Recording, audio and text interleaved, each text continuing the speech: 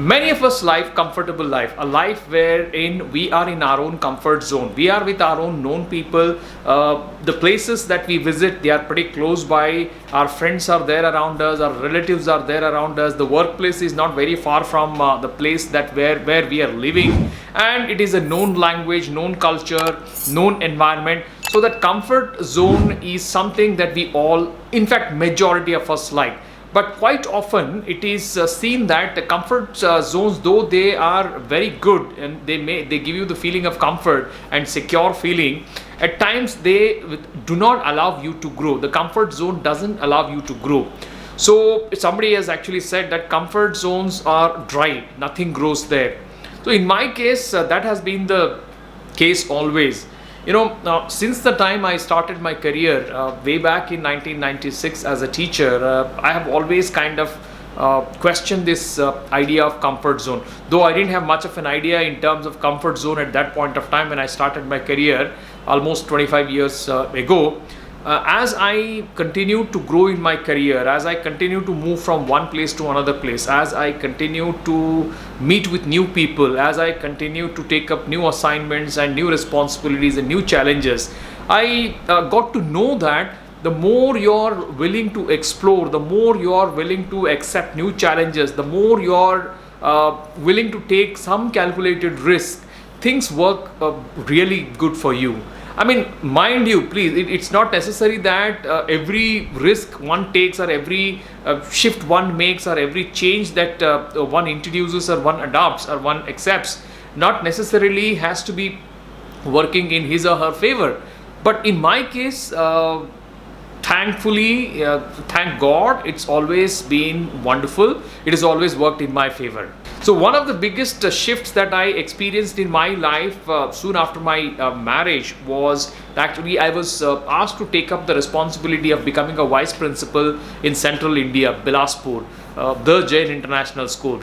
So from the comfort of Bangalore, which was very close, my almost hometown kind of a scenario, all the known people, the language, the weather, the food, I mean everything was so comfortable there, everything was so close.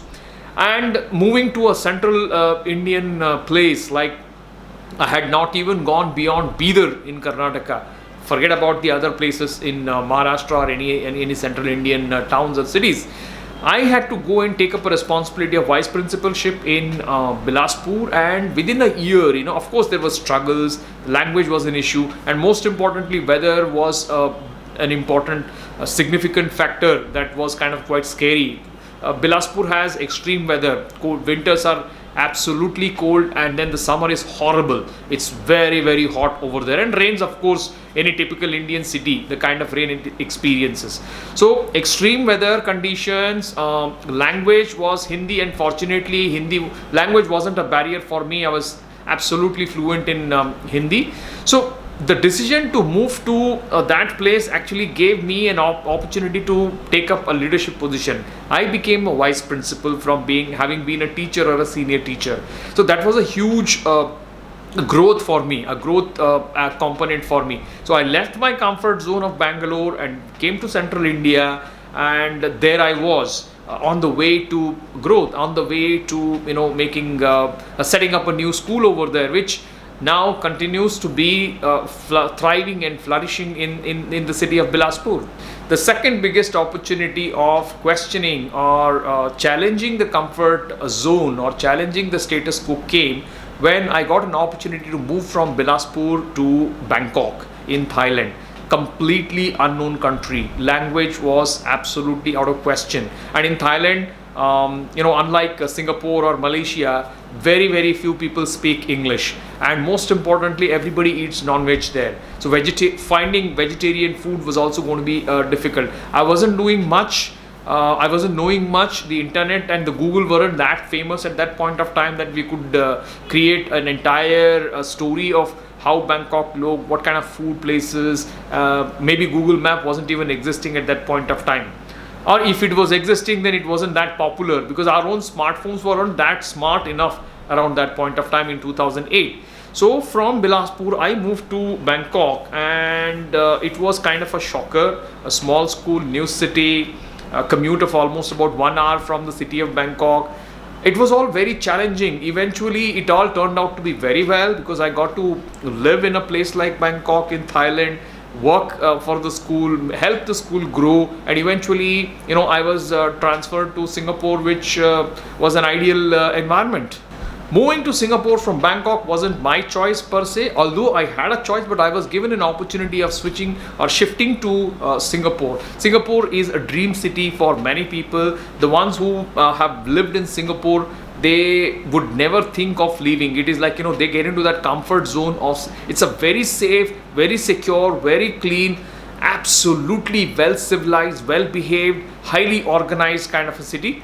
However, from there, I decided to come back again, questioning the status quo and questioning the comfort level. I decided to come back to Bangalore. After having moved to Bangalore, I realized that I had to give it some time. So I was there for some time, almost about 1.5 years, before I got the opportunity of moving to Abu Dhabi, and from Abu Dhabi came back to Dubai, came to Dubai, and from Dubai again returned to Bangalore. So moving from Dubai, again another beautiful place, Abu Dhabi, Dubai, both are fantastic cities to live, and then moving from there to Bangalore wasn't a very easy decision.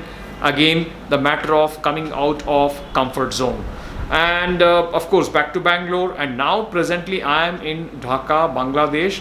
Again, one more time, I am questioning my own comfort zone. I'm coming out of my comfort zone of Bangalore, having been there, having had my own people, and being loved and respected by everybody. A very, very settled, well settled school. From a well settled school, I'm coming to an unknown city, Dhaka, country, completely different country, Bangladesh. Language, very few people speak English here. Hindi, of course, hardly anyone speaks.